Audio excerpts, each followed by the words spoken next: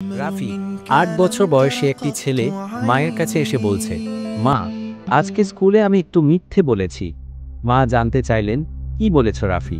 রাফি উত্তর দিল, ম্যাডাম জিজ্ঞেস করলেন আমি পড়া শেষ করেছি কি না।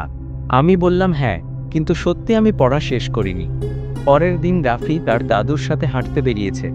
দাদু রাফিকে বললেন, রাফি, তুমি জানো, আমাদের নবী হজরত মুহাম্মদ সাল্লাল্লাহু আলাইহি ওয়াসাল্লাম বলেছেন, কেউ যদি মিথ্যে বলে তাহলে ফেরেশতারা তার থেকে দূরে চলে যায়।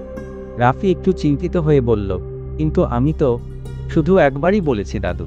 দাদু বললেন, একবারের মিথ্যেও আল্লাহর কাছে পছন্দনীয় নয়।